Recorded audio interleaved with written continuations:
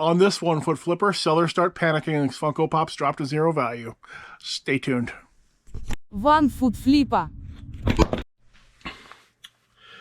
Hi, Paige here, the 1 foot flipper. How's it going, everybody? Guess I'm okay. Some of the dangers of free shipping I've talked about in the past. It's that it's very possible that you can end up in the long run paying for the privilege of shipping that stuff out. Either you don't keep up with your prices, or you send out an offer but forget how much percentage of that total cost is the shipping, or you put your whole store on sale and that low margin item ends up costing you money to ship it out, or market prices can erode, your expenses can go up, the shipping costs can go up, and in the end you can end up sending somebody that item and paying eBay and shipping and whatever else more than you get paid for the item. And recently, ADH Dave was looking at some Funko Pops, and he mentioned that it seems like most Funko Pops are selling for $6 shipped now. I looked on eBay. Guess what? Tons and tons of them at that price point. They actually start quite a bit cheaper than that, but at the $6 shipped price point, there are lots available. Most are still priced higher than that, but there is a massive volume available at $6 shipped or less. But guess what happened this morning? At least this morning, if you're watching the video the day this came out, which is January 22nd. Otherwise, this happened on January 22nd, 2024. Shipping prices for packages under 1 pound went up just ever so slightly. And that now took that price on that $6 shipped light item from almost underwater to fully underwater just from shipping the thing out. You know, maybe you were making a quarter before, now you're not making anything. In fact, think about this. Sellers right now are actually paying for the privilege of getting these toxic Funko Pop assets off of their books. Otherwise, why would they list them for sale instead of throw them away? I know why. It's because they have no idea what they're doing, or they don't connect all the dots in their own bookkeeping and their own business. But it's still something to think about. Let's look at the math on this. You're going to sell your Funko Pop for $6. It doesn't even have to be a Funko Pop. It can be any item that is going to ship at the 8-ounce rate and that you've got to buy a little box for. Because I assume you've got to buy a little box for a Funko Pop. Anybody who's... Sure, some of you are rare birds who have somehow get an unlimited amount of 4x4x6 boxes for free. Good for you. You could just sell those boxes too and make money that way. So I'm still counting that box's value. So sell that thing for $6. You spend about $4.47 on shipping it now. You're going to spend 55 cents on supplies. That's 53 cents for that box and 2 cents for the thermal label. Yeah, maybe you got your box cheaper for free, but like I said, that box still is not free. And you pay $1.09 on your eBay fees. And that equals $6.11. That's with zero cost of goods. I got all my Funko Pops for free. The Funko gods just rained them down onto me. They were all free. Zero promoted listings. I don't need promoted listings. Promoted listings are for chumps. Don't use them. Zero returns. Nobody's ever returned any of your Funko Pops.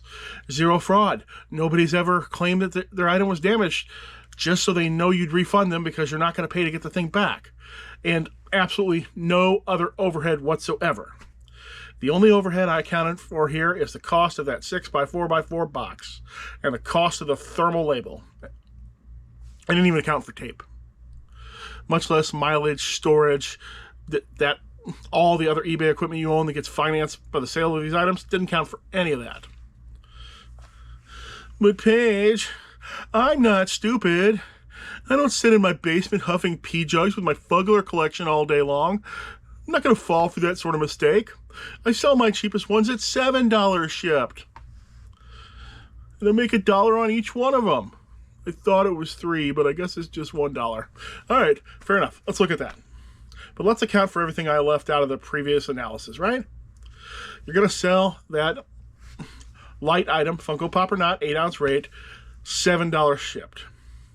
You're going to promote it 4% because it's actually very hard to sell these cheap, crappy items because people don't really want them. That's why the market price goes so low. And we're going to now account for a massive 5% general overhead in your store. This is accounting for fraud, storage, mileage, equipment, you cell phone bill, you name it, everything. Now, most people's overhead is way higher than 5%, but I'm just going to count it at 5%. Hey, looking at it this way, you clear 9 cents on that $7 Funko Pop. Woo! However, every single one of them gets returned, wipes out the entire profit on 99 successful sales. So if you sell 100 Funko Pops for $7 shipped, and one of them gets returned, you made nothing. But you do still have one Funko Pop. So I guess that's something. You listed, packaged, and shipped 100 items, and then took one back and ended up with nothing. But the Funko Pop, which is still going to clear you 11 cents, assuming that it wasn't damaged, which, if it's returned, there's a decent chance it was somehow. Everybody, get these things off your books right now. Lot up the cheap ones. Make sure you have the absolute lowest price on the expensive ones, and try to move them out before the real crash happens. All this stuff is trending down in value. The whole category is trending down overall. There might be individual ones that are trending up. That's fine. I'm sure there's still ones that sell for hundreds of dollars, but the entire category is trending down. And unless you're the Funko Nostradamus, who all the ones you touch turn to gold and every one you don't have is the bad one, I would be getting out of the category completely. So a lot of you recently have contacted me and commented that I paid way too much for my new furnace and air conditioner. You know what? Guess what? I probably did. I was facing down some serious spouse pressure about this because I'd been personally repairing our 30-year-old HVAC system for the last decade, and it was only barely limping along. It had some rather strange things done to keep it going. I mean, the outside air conditioner unit actually had some wood blocks and stuff put in very strategic positions so the fan wouldn't hit the unit, and it could only keep up when the temperature was below 95, which it gets above 95 all the time here in the summertime. While the furnace, several things on that, it had the fan bypassed to be always on because it had a bad, not resistor, relay. And since my wife doesn't like to open the doors, doesn't like to open windows, there's no time almost in between when the furnace goes off and the air conditioner goes on. There's about 2 days. I didn't trust myself, my electronics repair is good enough to pull out the furnace board and figure out which relay it was and replace it in 2 days. So it was just rigged for years. And when it finally failed, the temperatures here were negative, Fahrenheit negative, not Celsius negative. And with the spouse pressure, my fault, the job pretty much went to the company capable of doing it the fastest. The job is done. I don't have a time machine. I can't change it. If I did have a time machine, I'd probably use it to save my leg instead of my furnace bill. Although if I saved the leg, none of you would know who I was. And I'd actually probably have a lot less money. Really weird, because losing the leg forced me to go into business for myself. It's where I found the most success I've ever had. All right, let's get back to reselling.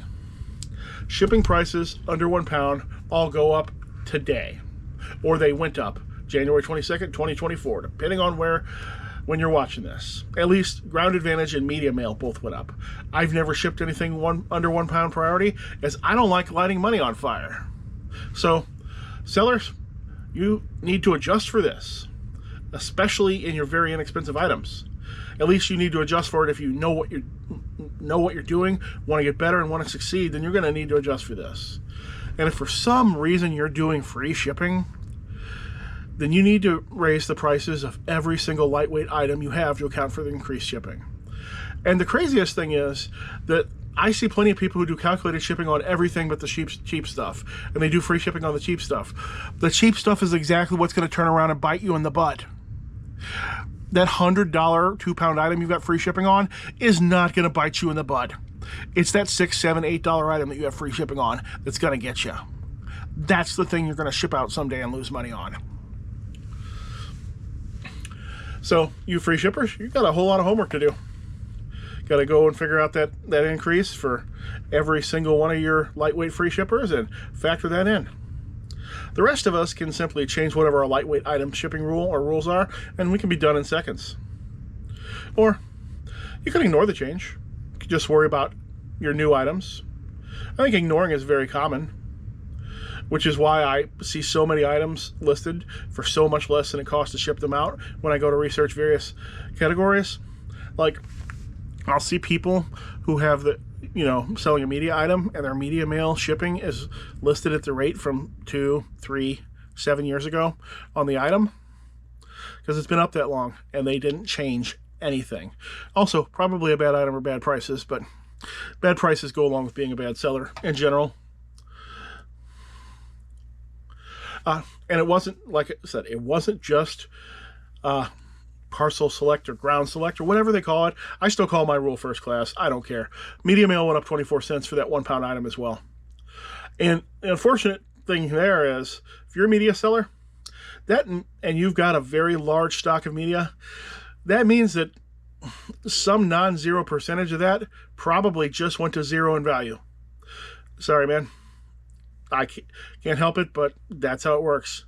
And since media categories are generally in decline and have continually slipping prices, then you are going to find that you can't actually adjust your shipped prices on any common media item. At least not if you ever expect the item to sell. Because the thing is, an increase in shipping cost does not increase the amount of money someone's willing to pay for the item to show up at their house. That's why you don't see people selling single-serving Snickers bars on eBay because it would cost $4.58 to ship it, and the candy bar is only worth $1.25. Same thing applies to everything. The increase in shipping cost doesn't change what somebody's going to pay for that Quigley Down Under DVD, which 3 years ago was $7.47 shipped. Today, $6.33 shipped. Notice how the price dropped about $1 over that time, despite there being large inflation in that time period and 5 increases in media mail shipping costs during that time. And it's not just books. I mean, it's not just movies. Books, same thing. You want to experience The Pelican Brief by John Grisham. 3 years ago, $8.49 shipped. Today, $5.09 shipped. Slipped in price the whole time, even as media mail shipping kept going up the entire time. So every time media mail shipping goes up, a lot of things' values sinks to zero. In general, the continued increase in shipping costs makes selling cheap items and using free shipping, particularly on cheap items, to become worse and worse as time goes by. I've got a 10-year supply of lightweight Christmas ornaments. Will people still want to buy those things in 10 years when my shipping cost on them is $12? Maybe in 10 years we'll be lucky and UPS or Amazon will swoop in and take over the lightweight package market. After all, they're pretty much driving down every street in America every day anyway at this point. So I could easily see one of those two companies taking over the light packages from the United States Postal Service, which is not able to adapt as much as the other industries do for various legal reasons. Also, remember, inflation doesn't affect everything evenly. Manufactured goods have been touched very little by inflation in our lifetimes. Go look at a Sears catalog from the 80s and notice how the prices are extremely similar to what you can buy today, and in many cases they're actually higher.